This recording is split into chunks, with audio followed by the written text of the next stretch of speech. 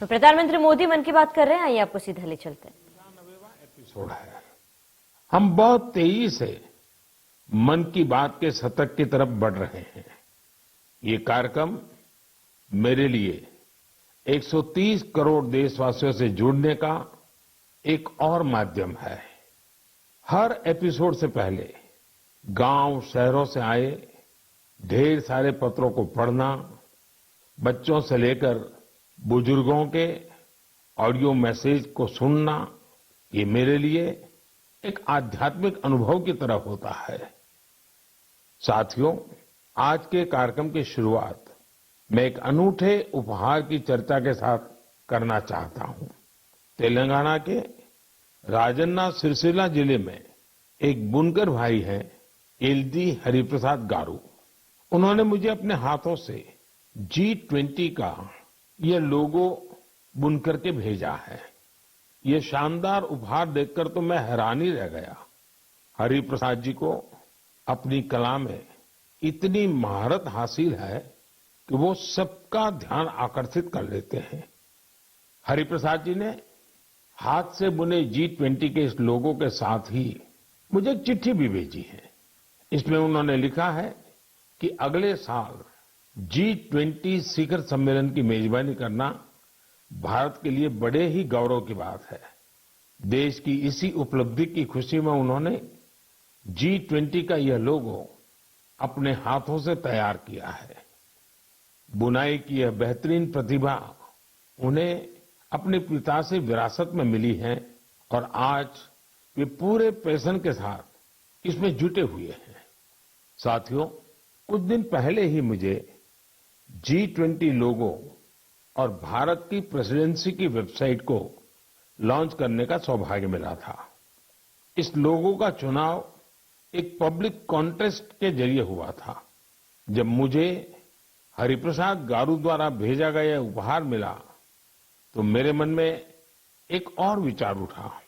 तेलंगाना के किसी जिले में बैठा व्यक्ति भी G20 जैसी समिट से खुद को कितना कनेक्ट महसूस कर सकता है, ये देखकर मुझे बहुत अच्छा लगा। आज हरिप्रसाद गारू जैसे अनेकों लोगों ने मुझे चिट्ठी भेजकर ये लिखा है कि देश को इतने बड़े समिट की मेजबानी मिलने से उनका सीना चौड़ा हो गया है। मैं आपसे पुणे के रहने वाले सुब्बा राव चिल्लारा जी और कोलकाता के तुषार जगमोहन, उनके संदेश का भी जिक्र करूंगा। इन्होंने G20 को लेकर भारत के प्रोएक्टिव एफर्ट्स की बहुत सराहना की है। साथियों, G20 की वर्ल्ड पॉपुलेशन में 2/3, वर्ल्ड ट्रेड में 3/4 और वर्ल्ड जीडीपी में 85% भागीदारी है। आप कल्पना कर सकते हैं, भारत अब से 3 दिन बाद यानी 1 दिसंबर से इतने बड़े समूह की, इतने सामर्थ्यवान समूह की अध्यक्षता करने जा रहा है। भारत के लिए, हर भारतवासी के लिए ये कितना बड़ा अवसर आया है। ये इसलिए भी और विशेष हो जाता है क्योंकि ये जिम्मेदारी भारत को आजादी के अमृतकाल में मिली है। साथियों, G20 की अध्यक्षता हमारे लिए एक बड़ी अपॉर्चुनिटी बनकर आई है। हमें इस मौके का पूरा उपयोग करते हुए ग्लोबल गुड, विश्व कल्याण पर फोकस करना है। चाहे पीस हो या यूनिटी, पर्यावरण को लेकर संवेदनशीलता की बात हो या फिर सस्टेनेबल डेवलपमेंट की, भारत के पास इनसे जुड़ी चुनौतियों का समाधान है। हमने one earth, one family, one future की जो थीम दी है, उससे वसुधैव कुटुंबकम के लिए हमारी प्रतिबद्धता जाहिर होती है। हम हमेशा कहते हैं, ओम सर्वेषां स्वस्तिर्भवतु, सर्वेषां शांतिर्भवतु, सर्वेषां पूर्णम भवतु, सर्वेषां मंगलम भवतु। ओम शांति शांति शांति। अर्थात सबका कल्याण हो, सबको शांति मिले, सबको पूर्णता मिले और सबका मंगल हो। आने वाले दिनों में देश के अलग अलग हिस्सों में G20 से जुड़े अनेक कार्यक्रम आयोजित किए जाएंगे। इस दौरान दुनिया के अलग अलग हिस्सों से लोगों को आपके राज्यों में आने का मौका मिलेगा।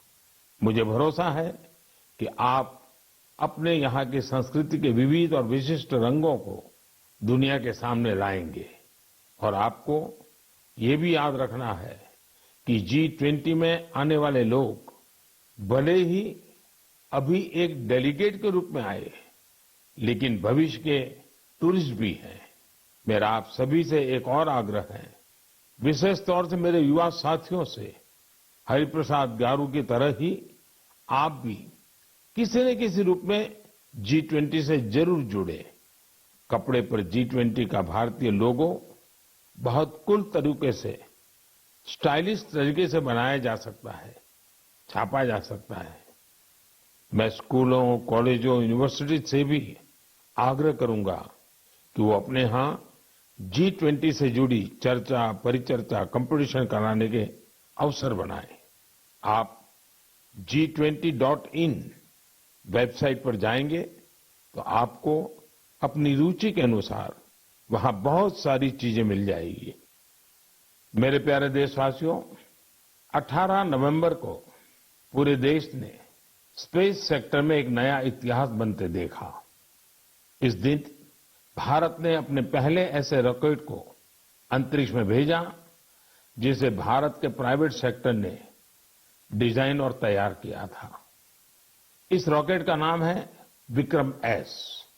श्रीहरिकोटा से स्वदेशी स्पेस स्टार्टअप के इस पहले रॉकेट ने जैसे ही ऐतिहासिक उड़ान भरी, हर भारतीय का सिर गर्व से ऊंचा हो गया। साथियों, विक्रम-S रॉकेट कई सारी खूबियों से लैस है। दूसरे रॉकेट्स की तुलना में यह हल्का भी है और सस्ता भी है। इसकी डेवलपमेंट कॉस्ट अंतरिक्ष अभियान से जुड़े दूसरे देशों की लागत से भी काफी कम है। कम कीमत में विश्व स्तरीय स्टैंडर्ड स्पेस टेक्नोलॉजी में अब तो ये भारत की पहचान बन चुकी है। इस रॉकेट को बनाने में एक और आधुनिक टेक्नोलॉजी का इस्तेमाल हुआ है। आप ये जानकर हैरान रह जाएंगे कि इस रॉकेट के कुछ जरूरी हिस्से 3D प्रिंटिंग के जरिए बनाए गए हैं। सही में विक्रम-S के लॉन्च मिशन को जो प्रारंभ नाम दिया गया है, वो बिल्कुल फिट बैठता है। ये भारत में प्राइवेट स्पेस सेक्टर के लिए एक नए युग के उदय का प्रतीक है। ये देश में आत्मविश्वास से भरे एक नए युग का आरंभ है।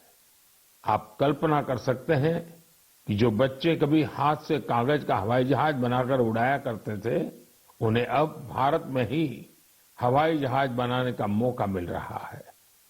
आप कल्पना कर सकते हैं कि जो बच्चे कभी चांद तारों को देखकर आसमान में आकृतियां बनाया करते थे, उन्हें अब भारत में ही रॉकेट बनाने का मौका मिल रहा है। स्पेस को प्राइवेट सेक्टर के लिए खोले जाने के बाद युवाओं के ये सपने भी साकार हो रहे हैं। रॉकेट बना रहे ये युवा मानो कह रहे हैं, sky is not the limit. साथियों, भारत स्पेस के सेक्टर में अपनी सफलता अपने पड़ोसी देशों से भी साझा कर रहा है। कल ही भारत ने एक सैटेलाइट लॉन्च की, जिसे भारत और भूटान ने मिलकर डेवलप किया है। ये सैटेलाइट बहुत ही अच्छे रिजोल्यूशन की तस्वीरें भेजेगी, जिसे भूटान को अपने प्राकृतिक संसाधनों के प्रबंधन में मदद मिलेगी। इस सैटेलाइट की लॉन्चिंग भारत भूटान के मजबूत संबंधों का प्रतिबिंब है। साथियों, आपने गौर किया होगा, पिछले कुछ मन की बात में हमने स्पेस, टेक, इनोवेशन पर खूब बात की है। इसकी दो खास वजह हैं।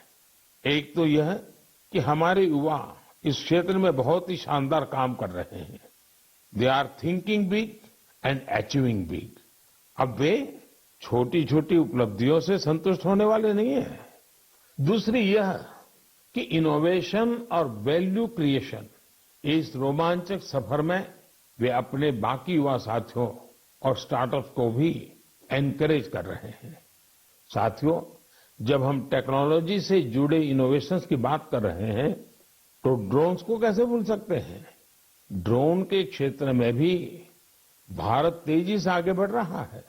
कुछ दिनों पहले हमने देखा कि कैसे हिमाचल प्रदेश के किन्नौर में ड्रोन्स के जरिए सेव ट्रांसपोर्ट किए गए। किन्नौर हिमाचल का दूर सुदूर जिला है और वहां इस मौसम में भारी बर्फ रहा करती है। इतनी बर्फबारी में किन्नौर का हफ्तों तक राज्य के बाकी हिस्से से संपर्क बहुत मुश्किल हो जाता है। ऐसे में वहां से सेव का ट्रांसपोर्टेशन भी उतना ही कठिन होता है। अब ड्रोन टेक्नोलॉजी से हिमाचल के स्वादिष्ट किन्नौरी सेव लोगों तक और जल्दी पहुंचने लगेंगे। चलिए खबरों में आगे